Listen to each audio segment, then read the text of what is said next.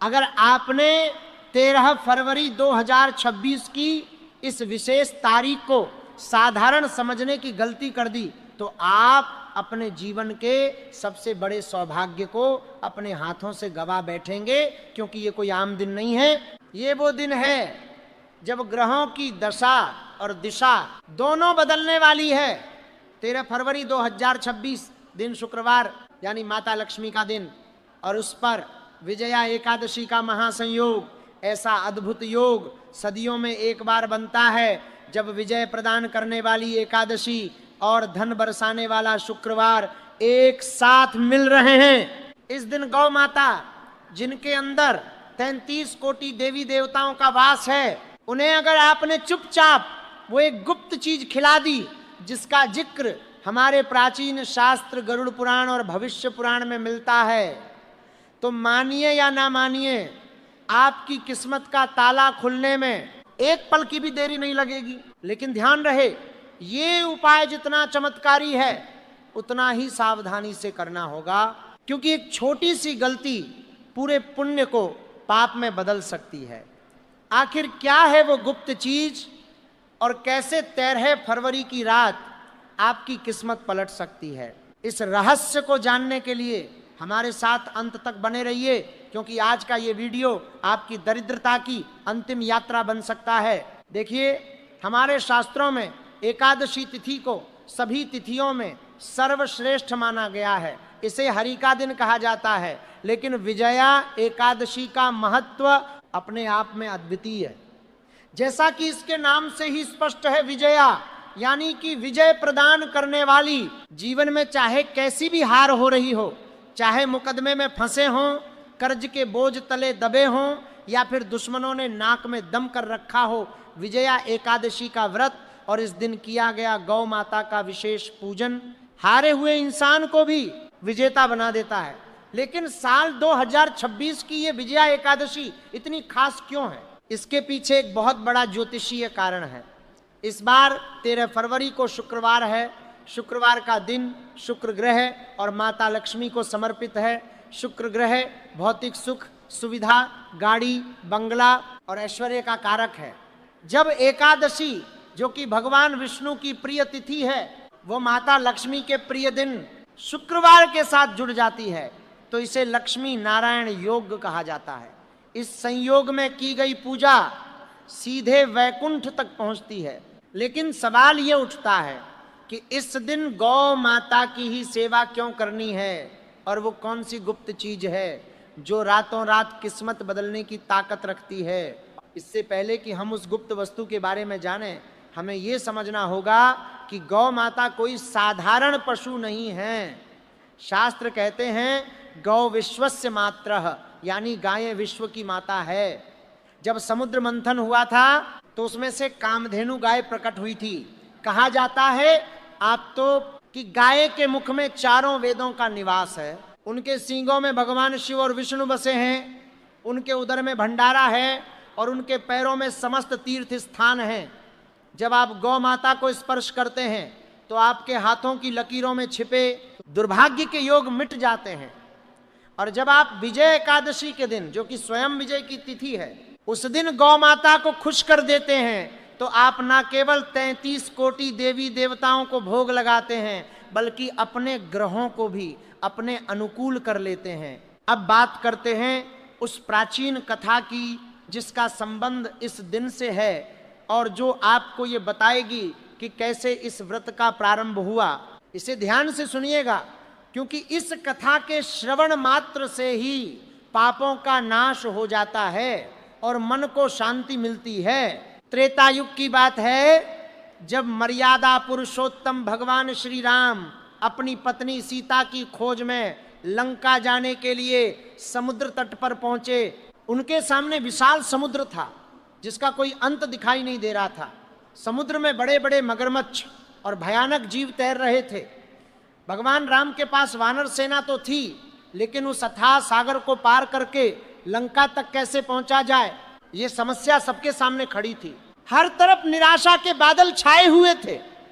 तभी भगवान राम ने अपने छोटे भाई लक्ष्मण से कहा कि हे लक्ष्मण, कोई ऐसा मार्ग सूझ नहीं रहा जिससे हम इस सागर को पार कर सकें और लंका पर विजय प्राप्त कर सकें। तभी वहां पर ऋषि मुनियों का आगमन हुआ। उनमें से एक परम ज्ञानी ऋषि थे जिनका नाम था वकादलभ्य। भगवान राम ने उन्हें प्रणाम किया और अपनी समस्या बताई। ऋषि वकादलभ्य ने कहा, हे राम, आप स्वयं नारायण के अवतार हैं, आपके लिए कुछ भी असंभव नहीं है, लेकिन मानव रूप में लीला करते हुए आपको शास्त्रों की मर्यादा का पालन करना है। इसलिए मैं आपको एक ऐसा व्रत बताता हूं जिसके प्रभाव से न केवल आप इस समुद्र को पार कर पाएंगे बल्कि लंका पर विजय भी प्राप्त करेंगे। ऋषि ने कहा कि फाल्गुन मास के कृष्ण पक्ष की एकादशी को विजया एकादशी कहा जाता है। इस दिन जो भी व्यक्ति श्रद्धा पूर्वक व्रत रखता है और दान पुण्य करता है, उसे तीनों लोकों में कोई नहीं हरा सकता। ऋषि के आदेशानुसार भगवान श्री राम ने अपनी सेना समेत इस विजया एकादशी का व्रत किया। उन्होंने विधि विधान से भगवान विष्णु का पूजन किया और सबसे महत्वपूर्ण बात, उन्होंने गौ सेवा की और प्रकृति का आशीर्वाद लिया। इस व्रत के प्रभाव से ही समुद्र ने उन्हें रास्ता दिया और राम सेतु का निर्माण संभव हुआ, जिसके बाद उन्होंने रावण का वध करके विजय प्राप्त की। तो मित्रों, जब स्वयं भगवान राम ने अपनी विजय के लिए इस एकादशी का सहारा लिया, तो हम और आप तो साधारण मनुष्य हैं। हमारी जीवन की परेशानियां तो उस विशाल समुद्र के सामने कुछ भी नहीं है। अगर आपका व्यापार डूब रहा है, नौकरी नहीं मिल रही, घर में क्लेश है या धन टिकता नहीं है, तो 13 फरवरी 2026 का दिन आपके लिए एक नई सुबह लेकर आ रहा है। अब सवाल आता है कि 13 फरवरी की सुबह आपको क्या करना है और वो कौन सी गुप्त चीज है जो गौ माता को खिलानी है। ध्यान से सुनिए और हो सके तो इसे कहीं लिख लीजिए, क्योंकि विधि में गलती नहीं होनी चाहिए। 13 फरवरी को सुबह ब्रह्म मुहूर्त में उठना सबसे उत्तम होगा। ब्रह्म मुहूर्त यानी सूर्योदय से लगभग 1.5 घंटे पहले का समय। अगर इतनी जल्दी ना उठ सकें तो कम से कम सूर्योदय के साथ अवश्य उठ जाएं। उठने के बाद सबसे पहले अपने दोनों हाथों की हथेलियों को देखें और कराग्रे वस्ते लक्ष्मी मंत्र का जाप करें, क्योंकि इस दिन शुक्रवार भी है। इसके बाद स्नान करते समय अपने नहाने के पानी में थोड़ा सा गंगा जल और चुटकी भर हल्दी मिला लें। हल्दी क्यों? क्योंकि विजया एकादशी भगवान विष्णु की है और विष्णु जी को पीला रंग अति प्रिय है। हल्दी वाला पानी आपके ऑरा को शुद्ध करेगा और नकारात्मक ऊर्जा को धो देगा। स्नान के बाद कोशिश करें कि पीले रंग के वस्त्र धारण करें। अगर पीले कपड़े ना हो तो कोई भी साफ और हल्के रंग के कपड़े पहने, लेकिन काले या नीले रंग के कपड़े इस दिन भूलकर भी ना पहने, क्योंकि ये शनि और राहु के प्रतीक माने जाते हैं और शुभ कार्यों में बाधा डाल सकते हैं। अब अपने घर के मंदिर में भगवान विष्णु और माता लक्ष्मी की प्रतिमा के सामने घी का दीपक जलाएं। ध्यान रहे दीपक में बत्ती कच्चा सूत या रुई की होनी चाहिए और अगर संभव हो तो उसमें थोड़ा सा केसर डाल दें, इससे धन का आगमन बढ़ता है। भगवान को पीले फूल और तुलसी दल अर्पित करें। याद रखिए, भगवान विष्णु बिना तुलसी के भोग स्वीकार नहीं करते, लेकिन एकादशी के दिन तुलसी का पत्ता तोड़ना वर्जित है। इसलिए तुलसी पत्र एक दिन पहले यानी 12 फरवरी को ही तोड़कर रख लें, या जो पत्ते खुद गिर गए हों उनका प्रयोग करें। पूजा करने का अब समय आता है उस गुप्त उपाय का जिसका इंतजार आप बेसब्री से कर रहे हैं। गौ माता को क्या खिलाना है? देखिए, आमतौर पर लोग गाय को रोटी या घास खिलाते हैं, जो कि अच्छी बात है, लेकिन 13 फरवरी 2026 के दिन ग्रहों की स्थिति ऐसी है कि आपको बुध, घास, हरियाली, गुरु, पीला रंग, धन और शुक्र, दही, चीनी, ऐश्वर्य तीनों को साधना है। इसलिए वो गुप्त चीज कोई एक वस्तु नहीं बल्कि एक मिश्रण है जो एक संजीवनी की तरह काम करेगा आपके भाग्य के लिए। आपको लेना है गेहूं का आटा। ध्यान रहे, आटा छना हुआ हो। इस आटे को गूंदते समय इसमें पानी के बजाय अगर थोड़ा सा कच्चा दूध मिला लें तो ये और भी चमत्कारी हो जाएगा। इस आटे की एक बड़ी सी लोई पेड़ा बना लें।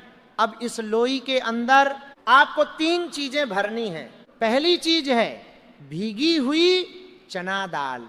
चना दाल गुरु ग्रह का प्रतीक है और भगवान विष्णु को अत्यंत प्रिय है। एक मुट्ठी चना दाल को एक रात पहले भिगो दें। दूसरी चीज है गुड़। गुड़ सूर्य का प्रतीक है और ये आत्मविश्वास और सरकारी कार्यों में सफलता दिलाता है। थोड़ा सा गुड़ लें। तीसरी और सबसे गुप्त चीज है 1 चुटकी हल्दी और 2 दाने काली मिर्च। हल्दी सौभाग्य लाएगी और काली मिर्च आपको नजर दोष और दुश्मनों से बचाएगी। अब ध्यान से सुनिए, इसको बनाना कैसे है। उस आटे की लोई को थोड़ा फैलाएं, उसमें भीगी हुई चना दाल, गुड़, चुटकी भर हल्दी और वो 2 काली मिर्च के दाने रख दें। अब इसे चारों तरफ से बंद करके एक गोला या पेड़ा बना लें। इसे रोटी की तरह बेलना नहीं है, इसे ऐसे ही गोल रखना है। ये बन गया आपका भाग्योदय लड्डू।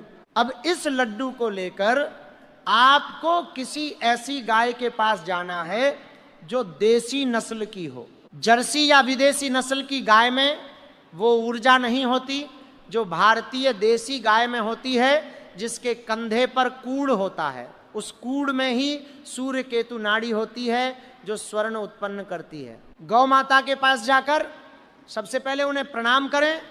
उनके माथे पर अगर हो सके तो हल्दी का तिलक लगाएं। फिर अपने दाहिने हाथ में वो आटे का लड्डू लेकर गौ माता को खिलाएं। खिलाते समय अपने मन में अपनी मनोकामना बोलें, चाहे वो कर्ज मुक्ति हो, नौकरी हो या विवाह की बात हो। जब गौ माता वो लड्डू खाने लगें तब ध्यान से देखें।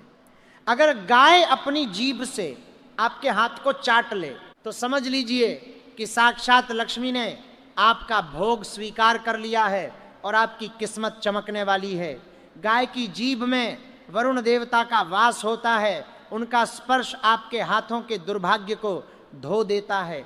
एक बात का विशेष ध्यान रखें, जब आप गाय को ये खिला रहे हों तो उस समय गाय की पीठ पर हाथ फिराना ना भूलें।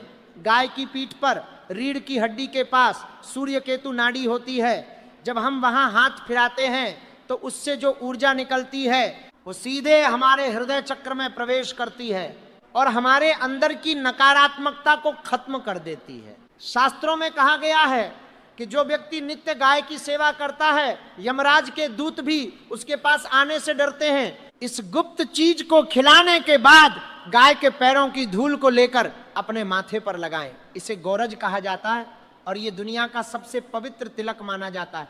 लेकिन सावधानी बरतिए, इस दिन कुछ ऐसी गलतियां हैं जो लोग अनजाने में कर बैठते हैं और फायदे की जगह नुकसान उठा लेते हैं।